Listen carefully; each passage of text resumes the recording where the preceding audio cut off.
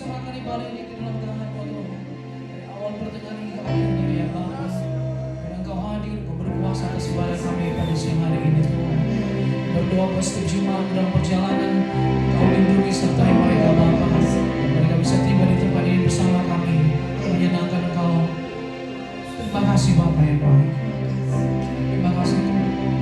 Ini kami Tuhan, kami siap untuk memuji, untuk menyembah Kau lebih lagi Tuhan. Kami mau mengangkat suara kami Tuhan. Kami mau mengangkat hati kami untuk menyenangkan Engkau. Terima kasih Bapa yang baik. Kami mulai ibadah ini hanya di dalam nama Tuhan Yesus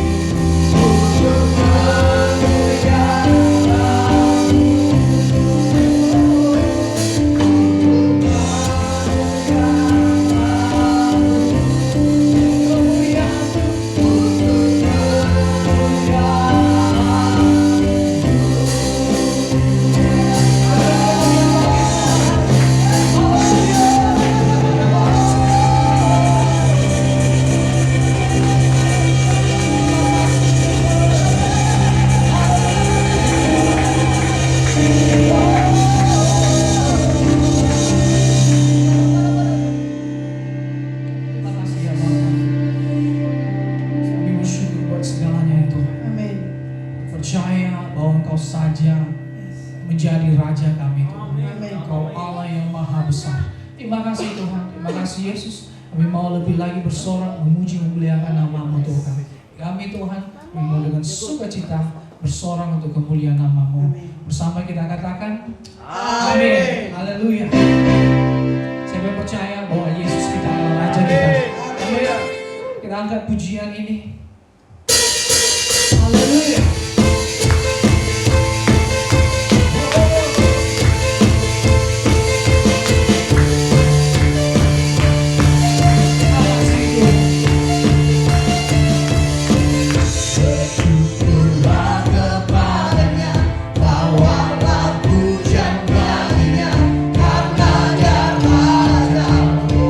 Dia yang berkata, Tuhan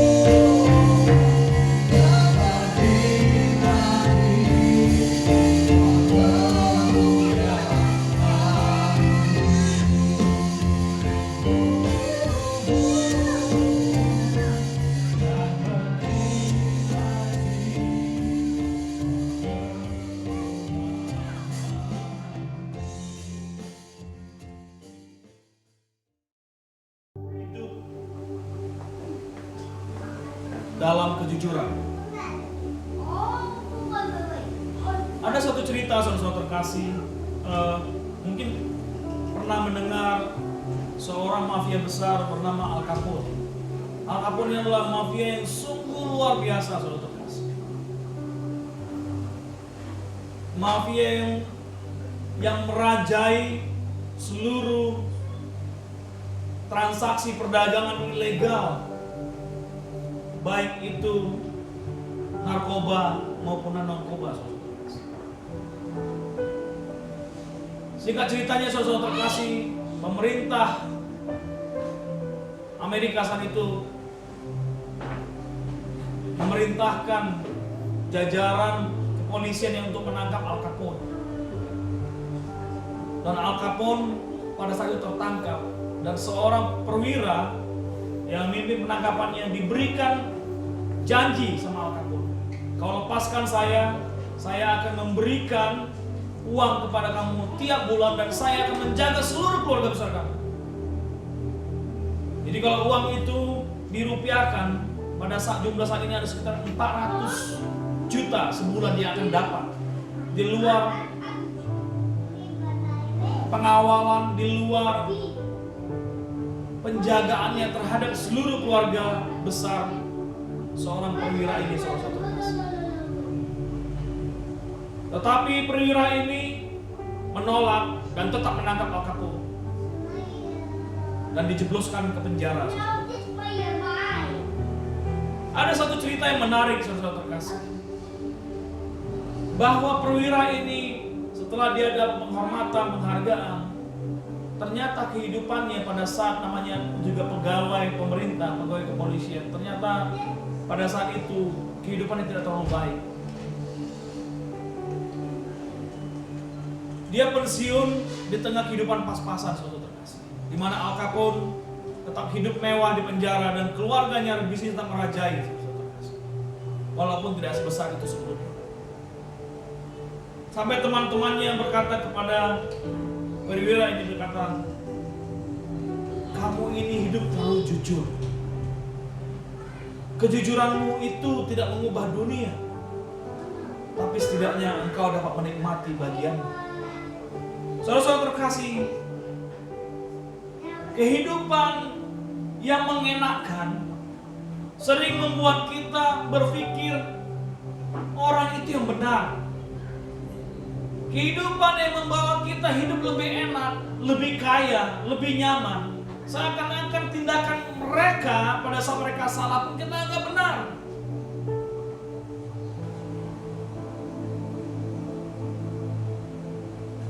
Sama seperti sekarang saudara-saudara terkasih, sudah ratusan tahun orang-orang tertipu dengan hari kasih sayang saudara terkasih. Padahal ini adalah suatu pemujaan terhadap dewi kesuburan pada zaman Yunani. Yang pada saat itu Zeus, seorang dewa, dia menikahi Hera, seorang manusia entah bagaimana dewa bisa menikahi manusia. Dan itu berlanjut saudara-saudara terkasih. Sampai seorang pemuka agama, Valentinus, yang mengajarkan gnostisis. Itu berarti, kemarin saya ketemu sama orang Yahudi, dia percaya gnostisis. Gnostisis adalah dia tidak mempercayai ada ajaran agama yang benar, tapi dia mempercayai ada suatu kekuatan spiritual yang besar luar biasa di luar sana. Kemarin saya bilang, orang Yahudi ini bilang, kemarin dia datang ke Babi, dia bilang, "Saya nggak percaya Yesus." Saya orang Yahudi tapi nggak percaya Yesus. Ya, saya bilang saya tahu. Karena apa? Karena tidak ada yang mengajarkan tentang Yesus. Saya bilang, "Oke, kamu stop sekarang. Saya sekarang ngomong, saya ajarkan kamu tentang Yesus. Cerita tentang Yesus." Setelah itu saya bilang, "Do you want to receive Jesus?" Dia bilang, "No." "Oke, thank you." Terus dia mau berdebat lagi sama saya nggak perlu berdebat, saya bilang. Yang pasti pertanyaan kamu tadi mengatakan bahwa kamu belum mendengar tentang Yesus, kamu belum mendengar tentang kabar keselamatan. Saya sudah menyampaikannya dan kamu tetap menolaknya, urusan saya selesai. Dan kalau kamu saya doakan, kalau tidak apa-apa. Akhirnya dia salam saya, dia pergi. Dalam hal ini saudara-saudara terkasih, kejujuran itu sangat penting. Kejujuran itu bisa berakibat yang sangat luar biasa, saudara-saudara terkasih. Seakan-akan kita susah, sangat kita menderita. Tetapi jika kita memegang kejujuran, ada janji Tuhan bagi kita. Janji damai sejahtera, saudara-saudara terkasih. Katakan amin. Dalam hal ini saudara-saudara terkasih, Amsal 11 ayat 11 mengatakan, berkat orang jujur memperkembangkan kota, tetapi mulut orang fasik meruntuhkannya. Gambar ini mungkin tidak terlalu jelas. Ini adalah gambar kota Damaskus di Syria, saudara. Before and after. Kita mengetahui bagaimana sampai sekarang Suriah itu berperang tidak pernah habis-habisnya. Kota yang dulu begitu indah, itu habis luluh lantak, saudara-saudara terkasih. Karena ada perkataan-perkataan dari seorang pemimpin yang tidak konsisten. Perkataan-perkataan seorang pemimpin yang tidak memberkati warga negaranya dan negaranya. Dan itu terus akan diproses Tuhan sampai ada pertobatan. Pertobatan itu dimulai dari rakyat, tapi dimulai oleh pemimpinnya. Inilah kota Syria, kota Suriah, negara Suriah, kota Damaskus, ibu kotanya. Suatu hal yang mengerikan, saudara-saudara terkasih. Jika kita saat ini mempunyai posisi sebagai pemimpin, baik itu pemimpin keluarga, baik itu pemimpin di keluarga besar, pemimpin di departemen, pemimpin di apartemen kita, di RT RW, di desa, dimanapun, saudara kasih. Kalau perkataan kita membawa kutuk, wow, kita nggak bisa melihat bagaimana kerusakan-kerusakan yang terjadi, saudara kasih. Sehingga benarlah dikatakan triumph in truth. Berkemenangan dalam kebenaran, berkemenangan dalam kejujuran.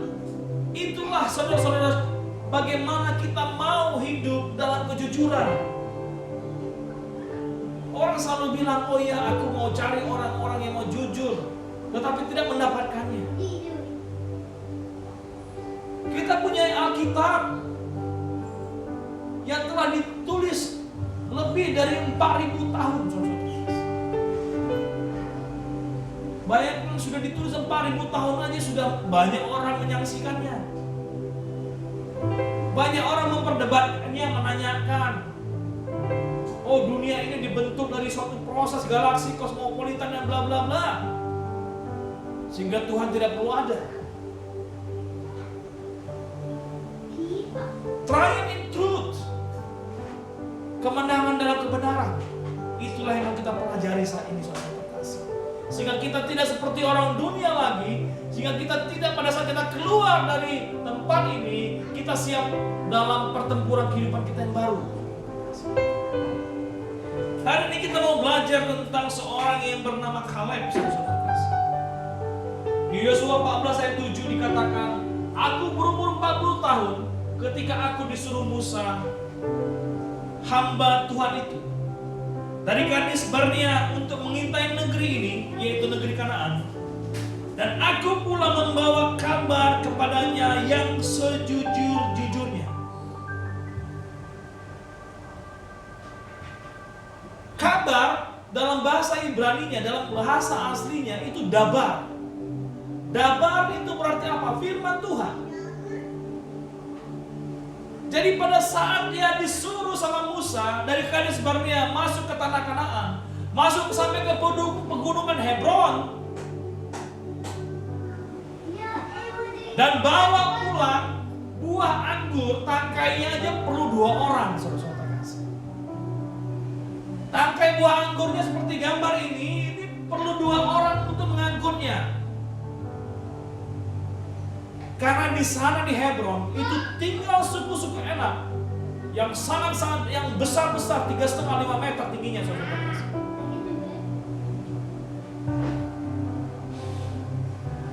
Jadi dia dia dibekali firman Tuhan untuk menguasai Kanaan, bahwa Kanaan itu tanah perjanjian, dan dia pulang membawa kabar, yaitu firman Tuhan yang benar tanah Kanaan itu tanah yang penuh susu dan madu. Benar tanah Kanaan itu adalah tanah kepunyaan bangsa Israel. Benar tanah Kanaan itu adalah tanah perjanjian yang diberikan Tuhan kepada bangsa Israel. Kabar baik yang diberikan sejujur-jujurnya. Di dalam hal ini, to my convictions. Conviction itu berarti kata hati, saudara terkasih. Mulut dan hatinya seia sekata. Dalam hal ini Kaleb, apa yang didapat dia, dibaca dia, dicerna dia, ditaruhnya dalam hati, itu yang dipegangnya, saudara terkasih. Dan itu yang diperkatakannya. Saudara-saudara terkasih, begitu banyak kehidupan kita yang membuat apa yang kita percaya tidak kita keluarkan dari mulut kita. Kita lebih suka untuk berbuah-buah. Kita lebih suka untuk berkata-kata enak. Pada saat hati kita mengatakan bahwa itu tidak benar. Tapi Kaleb, dia tidak mempedulikannya, saudara-saudara. Kaleb tidak mempedulikannya. Pada saat dia terima firman Tuhan, dia pegang kuat-kuat, saudara-saudara. Itu Kaleb. Dan dia memperkatakannya. Truth, betul. Kebenaran harus selalu diperkatakan. Katakan amin, saudara-saudara. Siapa Kaleb? Kenapa dia sebegitu kokohnya? Orang ini adalah orang luar biasa, saudara terkasih. Kaleb itu adalah seorang Kenas, Kain. Dia dari keturunan Kain, saudara terkasih. Kita mengetahui Kain itu adalah yang membunuh Habel, adiknya. Dan setelah itu Kain menjadi orang yang diburu-buru dimanapun di dunia. Itulah Kaleb. Dia berasal dari daerah selatan Palestina dan bersaudara dengan orang Edom. Edom itu adalah keturunan Esau. Dan ada satu kejadian yang luar biasa, saudara. Bangsa Israel di Kades Barnea itu mengalami kawin campur. Kawin campur. Sehingga pada saat itu ayahnya daripada Kaleb itu menikahin daripada keturunan daripada Imam Hur, sehingga dia mempunyai keturunan Israel. Dia masuk dalam tribe Yehuda.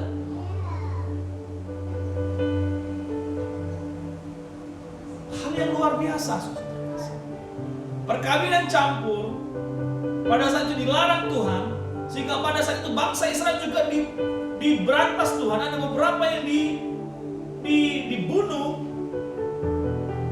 karena melakukan perkawinan campur yang dilarang. Tetapi ada perkawinan campur yang menyukakan Tuhan. Dan bukan gampang, saudara kasih. Kita nggak ada di sini yang kawin campur ya. Ya kawin campur kalau bangsa Indonesia ya sama aja ya. Batak, Manado, iya. Saya masih ingat, benar nih Bu, benar nih, antar bangsa. Saya dulu masih ingat ada teman kami waktu itu perjalanan ke Kamboja waktu itu mission trip. Jadi kami waktu itu berbicara tentang Malaysia. Waktu lagi ada, sorry Bu, ini waktu ada ngomong-ngomong masalah sesuatu yang sensitif. Ini orang marah-marah, saudara kasih, perempuan itu. Saya nggak mau ceritakan orangnya siapa. Kalau saya cerita kenal, yang marah-marah. Orang Malaysia nggak seperti itu. Dia malah keluarkan sesuatu selentik lagi yang kata itu cukup menyakitkan juga orang Indonesia. Ya, dasar itu ya. Maksud dipanjangin ya. Jadi akhirnya waktu itu kita berdamai lah, saudara terkasih. Udahlah, kita nggak usah bahas-bahas lagi tentang itu gitu. Jadi saudara-saudara terkasih, tidak gampang saudara terkasih. Memasuki perkawinan campur tidak gampang, apalagi anak yang dilahirkannya. Ya, kita di jemaat ini dulu ada Pak Andi, ada Pak Gilbert siapa? Pak Robi, ya. Siapa? Iya, Nena. Ya, kita melihat gak gampang, saudara. Tetapi Kaleb di sini dia seorang yang laki-laki, anak yang lahir dari kawin campur, tetapi dia menjadi seorang pemimpin di suku Yehuda. Itulah Kaleb, seorang yang tidak diinginkan, tetapi dia menunjukkan suatu pribadi yang luar biasa hebat. Bahkan dia ditunjuk untuk menjadi pemimpin suku Yehuda. Suku Yehuda ini adalah suku yang dipilih Tuhan untuk menjadi saluran keselamatan manusia melalui Yesus Kristus. Inilah Kaleb.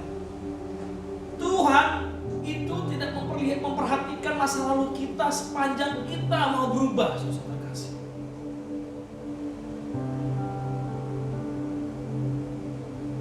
Tetapi Tuhan akan memperlihatkan amarah yang luar biasa kalau kita sudah melanggar dan terus melanggar, saudara kasih. Itu tidak ada ampun. Tetapi Kaleb adalah suatu pribadi yang luar biasa. Kaleb dikenal sebagai seseorang yang disenangi Tuhan. Kaleb adalah suatu orang yang luar biasa yang punya keyakinan yang sangat kuat. Ini pasti karena dari ibunya diajarkan. Ibunya diajarkan, pasti bapaknya nggak terlalu mengerti, tetapi ibunya mengajarkan terus iman ibunya. Yang membuat Kaleb sangat-sangat percaya akan kebenaran firman Tuhan. Dalam hal ini Kaleb pada saat itu mengingatkan kembali. Pada saat itu Kaleb mengingatkan kembali setelah bangsa Israel 45 tahun mereka dari Kades Barnea dan memasuki tanah Kanaan, 40 tahun di padang gurun, dan sudah 5 tahun berada di tanah Kanaan, belum juga ditaklukkan semua Kanaan. Kaleb datang kepada Joshua. Bani Yehuda datang menghadap Yosua di Gilgal. Jadi Kaleb datang. Kaleb datang membawa tribe-nya yaitu Yehuda. Pada waktu itu berkatalah Kaleb bin Yefun. Jadi di sini dikatakan dia bawa nama bapaknya.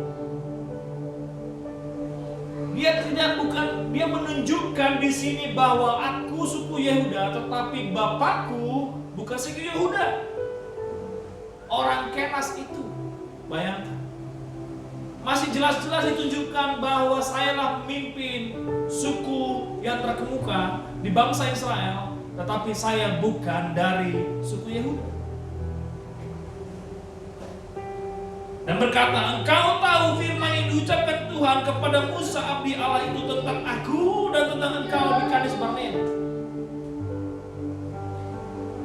Jadi peristiwa 45 tahun yang lalu diingatkan kembali ke Yosua. Apa itu? Di ayat 6 ini firman Tuhan itu sama dengan ayat 7 tadi, yaitu kabar tadi dengan firman Tuhan sama bahasanya, itu dabar dalam bahasa Ibrani.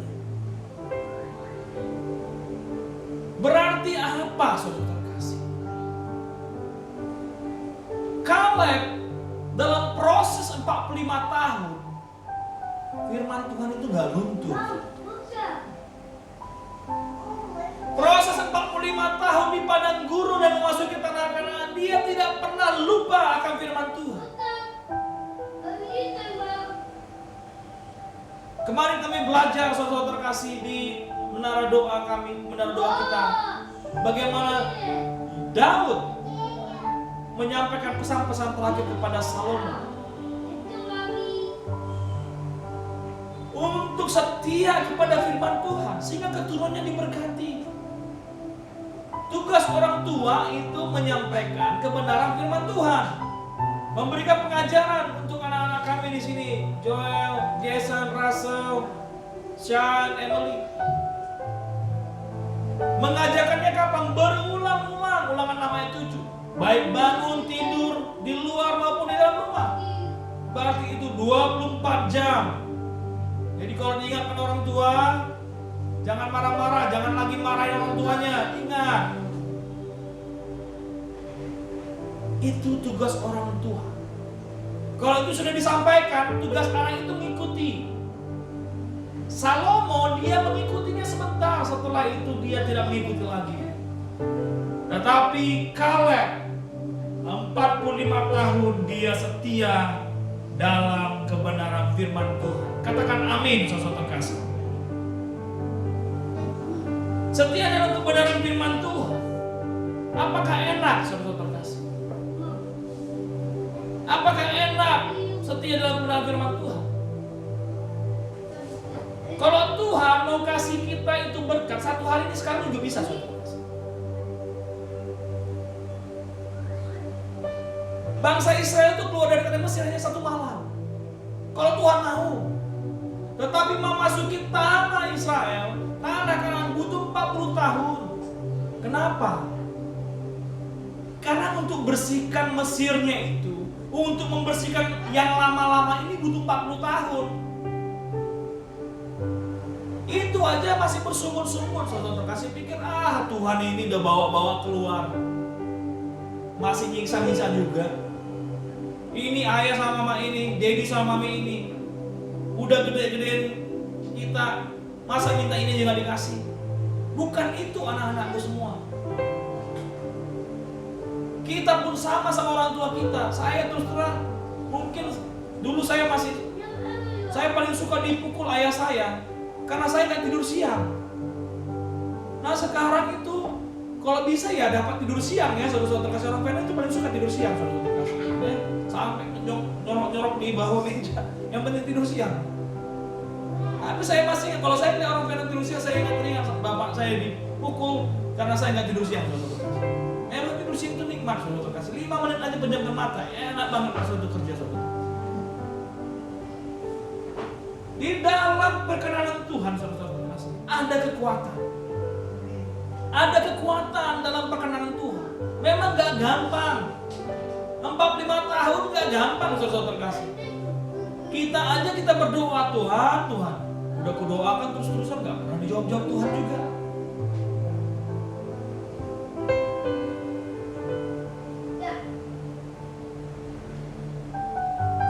Gak gampang, saudara terkasih. Kalau gampang, kita jadi anak gampangan, kita gak usah di sini. Kita bisa keluar di sana, kita party, saudara-saudara terkasih. Kita bukan anak-anak gampangan. Ada suatu peristiwa yang luar biasa. Ada kekuatan Tuhan di dalam perkenanannya, saudara terkasih. Ada kekuatan Tuhan pada saat kita merasa menderita.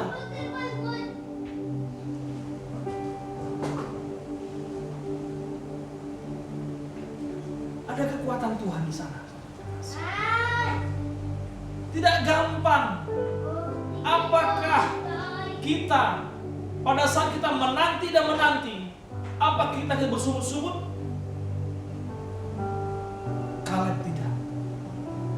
Dia hanya datang kembali kepada Yosua karena Musa sudah tidak ada lagi. Masih ingatkah kau? Terus terang, Joshua pasti mengingatnya. Masih ingatkah kau pada waktu itu Musa bersumpah, katanya, sesungguhnya tanah yang diinjak oleh kakimu akan menjadi milik pusakamu dan anak-anakmu sampai selama-lamanya, sebab engkau tetap mengikuti Tuhan Allahku dengan sepenuh hati. Jadi Musa pun bersumpah atas firman Tuhan, saudara terkasih. Pertanyaannya, apakah setiap tanah yang kita injak-injak milik kita? Ya belum tentu, saudara terkasih. Kaleb ini pribadi yang luar biasa. Dia pribadi yang sangat kuat dalam fisik dan iman. Dia menancapkan, menginjak-injak Hebron. Menginjak-injak Hebron, di mana ada suku enak di sana. Dengan tinggi 3-5 meter, dia bilang ini tanahku. Jadi kita pun sama, kalau kita mau klaim sesuatu, pastikan klaimnya. Jangan pula nanti kita injak-injak di sini, kita nggak yakin. Aku udah injak-injak 15 nggak milikku juga kan? Susah, orang kita nggak minta. Kita harus klaim, saudara-saudara terkasih. Kita harus pastikan. Dan apakah hanya sekedar klaim? Tidak. Kenapa? Karena ada janji Tuhan di sana bahwa itu tanah perjanjian, tanah milik orang Israel. Jadi kalau kalian mau klaim, jangan sembarangan. Ada dasar firman Tuhannya, saudara-saudara terkasih.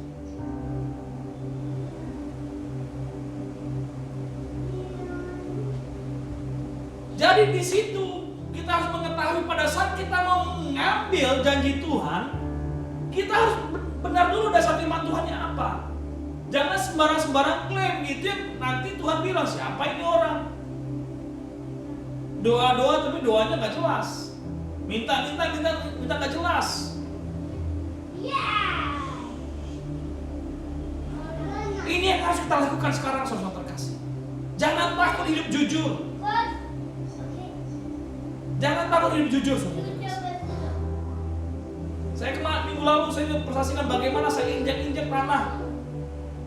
Saya memang punya keinginan untuk beli rumah, beli tanah. Cuma saya bilang saya nggak punya duit. Tapi saya punya iman, Tuhan akan menyediakan. Apakah langsung saya itu disediakan? Enggak, saya jual rumah yang sebelumnya, kami jual rumah yang sebelumnya, jadikan DP rumah. Dapatkannya gampang nggak? Gampang, saudara kasih. Butuh setahun. Nah itu kejadian juga aneh. Setelah kami kejar-kejar, orangnya nggak mau jual. Setelah kami pikir udahlah, gak usah dibelilah, kita cari tempat yang lain. Malah ketemu ternyata dia Kulon ternyata. Kulon di daerah Pondok Indah. Ya udah dia bilang harga setahun yang lalu jadi harganya itu, saudara kasih. Kami jadi untung. Dari harga awal aja kami udah untung 300 juta waktu itu, saudara kasih.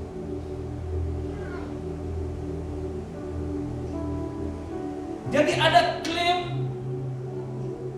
yang harus didasari dengan firman Tuhan. Dan ingat, saudara terkasih, Tuhan itu tidak pernah melupakan janjinya. Katakan amin, saudara terkasih. Ada proses pada saat Tuhan memberikan janjinya kepada kita. Ada proses, saudara. Ini proses ini yang harus kita pelajari, karena ini yang suka orang jatuh. Pada saat kita memperkatakan, paling penting setelah memperkatakan itu adalah walk the talk. Kita harus menjalaninya. Kalau kita hanya sekedar memperkatakan firman Tuhan, tidak pernah menjalaninya, ya nggak bisa.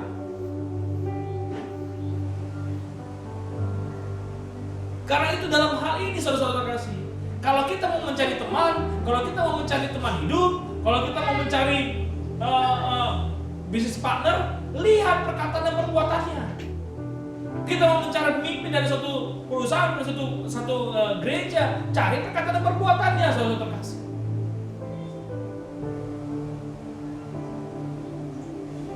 Di FDP tanggal 6 kemarin, saudara terkasih, Pak Niko itu mengingatkan saya sampai kemarin tuh. Ingatkan lagi, saudara terkasih, sorry ini korbannya berulang. Khotbahkan tentang kamu. Khotbahkan tentang kamu. Yang namanya khotbah Pak Niko itu ya bosan kan kalau saya, saudara terkasih. Tetapi ya itu, saudara terkasih, dia mengkhotbahkan tentang dirinya. Dan orang melihat kehidupannya, saudara terkasih.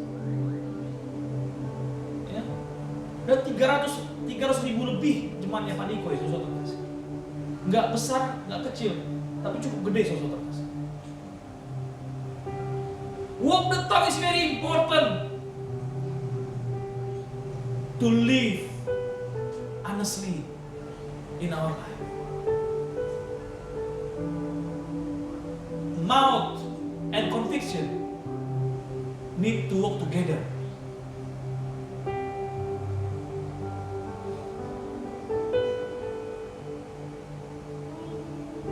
Yosua 14 ayat 10 dikatakan, jadi sekarang sesungguhnya Tuhan telah memelihara hidupku 45 tahun dipenjarakan Tuhan. Seperti yang dijanjikannya, kini sudah 45 tahun lamanya. 45 tahun lamanya. Sejak Tuhan mengatakan tanah itu milikmu, apa yang kau injak menjadi milikmu dan milik pusakamu. Sejak diucapkan Tuhan firman itu kepada Musa, dan selama itu orang Israel mengembara di padang gurun. Jadi sekarang telah berumur 85 tahun aku hari ini. 85 tahun. Pada waktunya aku masih sama kuat seperti pada waktu aku disuruh Musa. Seperti kekuatanku pada waktu itu, demikianlah kekuatanku sekarang untuk berperang, untuk keluar masuk. Kalau kita pegang firman Tuhan, Tuhan juga pasti jaga kesehatan kita sampai kita menerima janji Tuhan.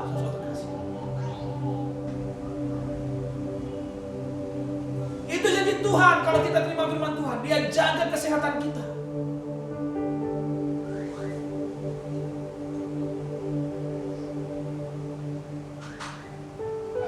Mungkin ada banyak kesaksian-kesaksian kita, saudara terkasih. Orang-orang ini kita kenal, orang kita kasih, mungkin orang tua kita. Yang kita lihat bagaimana kesaksian hidupnya. Walaupun saat ini dia telah meninggal, atau saat ini dia sedang dalam kondisi sakit, atau saat ini dia sedang keadaan yang kurang baik, tetapi ada janji Tuhan yang akan diperolehnya. Dan Kaleb, saudara-saudara terkasih, ini kalau orang mau memberkati orang-orang tua, dia bilang, engkau akan menerima berkat Kaleb. Dan kita semua akan menerima berkat Kaleb, saudara-saudara. Katakan amin, saudara-saudara terkasih. Ya, saya yakin semua di sini, kalau saya udah di atas 40, yang di bawah 40 pasti akan masukin 40. Ya. Jangan berpikir waktu ini akan stop, enggak. Akan terus bergulir. Akan ada masanya. Saya dulu terus terang, maaf ya saudara terkasih, saya suka banget kalau dibilang muda, saudara terkasih. Wah, muda. Saya suka menganggap remeh orang yang sudah tua. Waktunya tinggal dikit lagi. Ternyata waktu bergulir sedikit cepat, saudara terkasih. Saya akhirnya bilang, bersyukur ya orang-orang itu ya umur udah 70. Kemarin kami telepon sama bapak-bapak saya, bapak tua, bapak muda, ada umur 80, 74, 72, 69. Yang walaupun ada sedikit kurang-kurang, agak sedikit pikir-pikir cerita terus berulang-ulang, saudara kasih. Saya merasa wah, sukacita luar biasa. Mereka bisa melihat anak-anaknya, mereka bisa melihat cucu-cucunya. Bukankah itu kegembiraan, saudara kasih? Apakah itu menjadi cita-cita kita juga? Saya bilang yes. Apakah mereka kaya-kaya semua? Ya, mereka hebat dan kaya pada saat mudanya. Pada saat tua, apa gunanya kekayaan?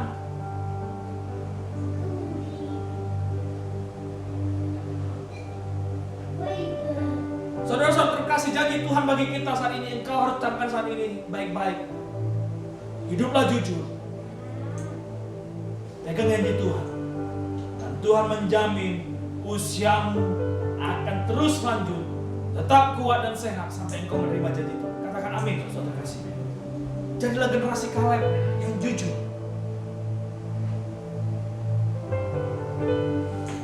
Perlu persistensi, perlu ketahanan untuk melakukannya. Dan juga saudara terkasih, perlu kerendahan hati. Perlu kerendahan hati. Kita lihat kalau enci-enci atau encim-encim itu jago tai chi, itu umurnya panjang-panjang, saudara terkasih. Tapi kalau yang jago kungfu master itu umurnya pendek-pendek, kayak Bruce Lee, itu pendek-pendek umurnya, saudara terkasih. Ya, Brandon Lee, Karena apa? Jihad katanya. Iya, ada kekuatan semua. Orang langsung hajar dia, pak gitu ya. Tapi kalau Tai Chi orang lemah-lemah begini, dia pukul, dia miring dikit. Itu saudara-saudara terkasih. Di sini pun Kaleb memperlihatkan dalam kerendahan hatinya, dia ada satu kekuatan, ada satu keinginan yang kuat untuk melakukan firman Tuhan. Sehingga dikatakannya, oleh sebab itu berikanlah kepadaku pegunungan yang dijanjikan Tuhan. Hebron itu di pegunungan, saudara terkasih. Sehingga engkau sendiri mendengar pada waktu itu bahwa di sana ada orang enak dengan kota-kota yang besar dan berkubu. Mungkin Tuhan menyertai aku sehingga aku menghalau mereka seperti difirmankan Tuhan. Jadi walaupun punya keinginan, kita harus minta perkenan Tuhan. Kita harus tetap dalam perkenan Tuhan. Jangan merasa sok jago. Perkenan Tuhan itu sangat-sangat penting, saudara terkasih. Dalam setiap detik hidup kita, apa perkenan Tuhan? Kita tuh gak ada arti apa-apa, saudara terkasih. Tuhan itu dahsyat yang luar biasa. Dan Tuhan pasti akan memberkati kita, saudara terkasih. Kalau kita hidup dalam perkenanan Tuhan, rajin membaca Alkitab, janji Tuhan pasti kita miliki. Dan berkat Tuhan pasti kita miliki. Kalau kita minta sama Tuhan, sehingga Yosua itu dia hanya alat. Dia memberkati Kaleb dan diberikannya Hebron kepada Kaleb menjadi milik pusaka. Padahal Hebron itu belum direbut, saudara terkasih. Bangsa Israel itu masih berperang menaklukkan tanah-tanah Kanaan. Tetapi Kaleb langsung tahu untuk segera menaklukkan negeri, dia rebut langsung kota berkubunya, saudara. Dia rebut langsung kota-kota besar di pegunungan, saudara.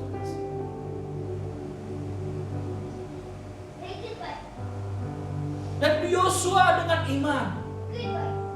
iman yang sama, firman yang sama diterima dari Musa, diterima Yosua dan Kaleb. Berbeda dengan 10 yang lain, saudara. Iman dan keyakinan yang sama. Tanpa dia melihat, tanpa dia melakukan, dia langsung serahkan ke Kaleb.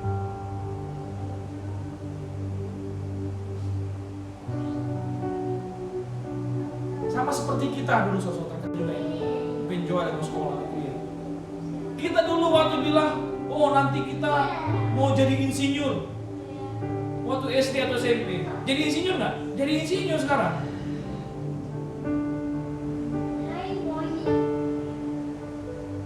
Sorry ya, bukan insinyur, jangan tersinggung dulu nih. Yang mau jadi sarjana lah, jadi nanti kalau supaya sama. Yang mau jadi, kamu mau jadi sarjana gitu. Jadi sarjana nggak? Waktu kita ngomong SD SMP, jadi sarjana nggak? Jadi sarjana.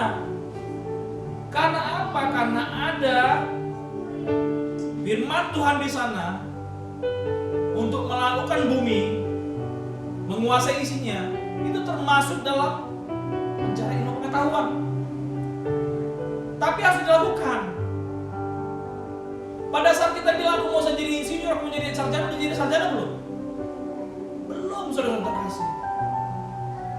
Butuh 12-15 tahun lagi baru jadi sarjana. Benar nggak? Sama juga seperti Kaleb ini, saudara terkasih.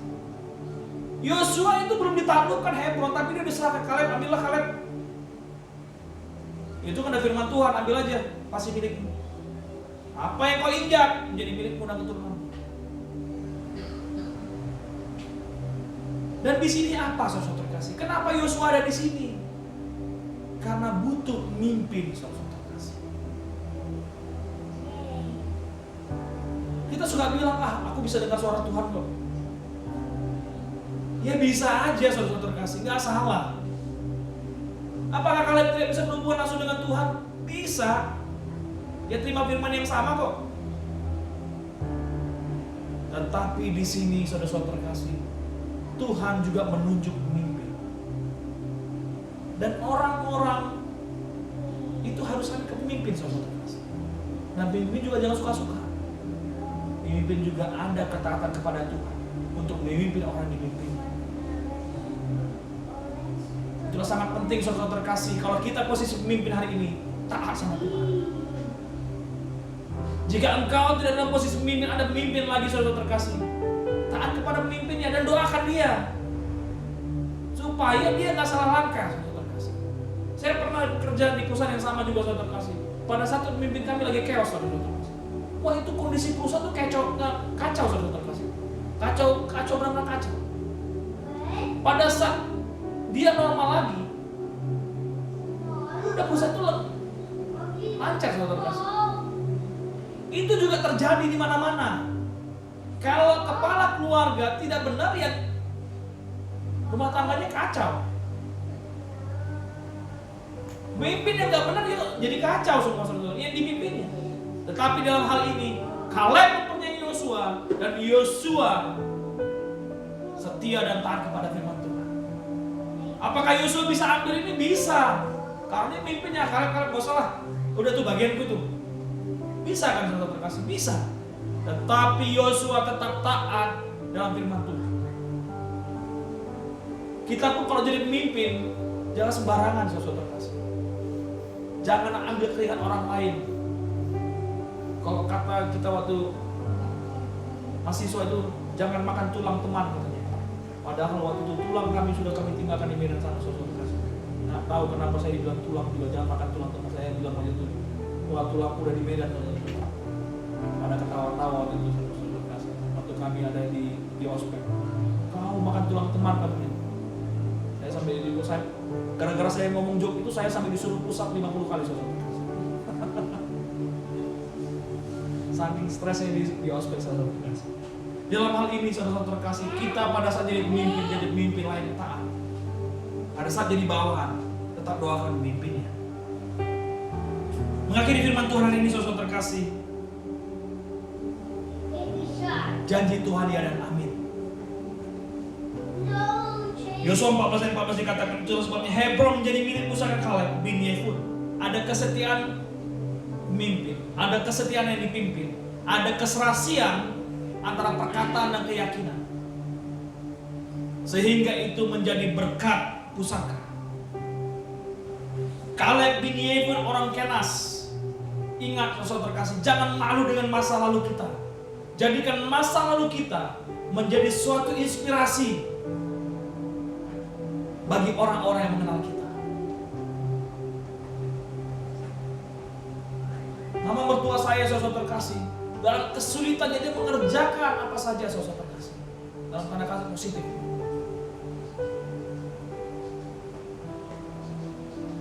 Bapak saya juga sama, waktu ditinggal, saudara terkasih.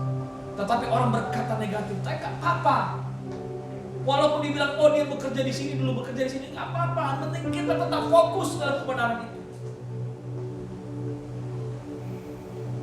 Sampai sekarang ini, karena ia tetap mengikuti Tuhan Allah Israel dengan sepenuh hati, the whole heart. Nama Hebron dahulu ialah Kiryat Arba. Arba ialah orang-orang besar di antara orang-orang Enak. Jadi itu adalah tempat raksasa-raksasa. Dan amanlah negeri itu berhenti berperang. Jadi kalau kita setia, saudara terkasih, amanlah rumah tanggamu, amanlah masa depan anak-anakmu, amanlah apa yang kau kerjakan, dan tentramlah engkau. Jangan khawatir, saudara terkasih. Jika engkau mulai usaha baru, jika engkau mengingat sesuatu yang baru, amanlah. Sepanjang kita setia akan firman Tuhan.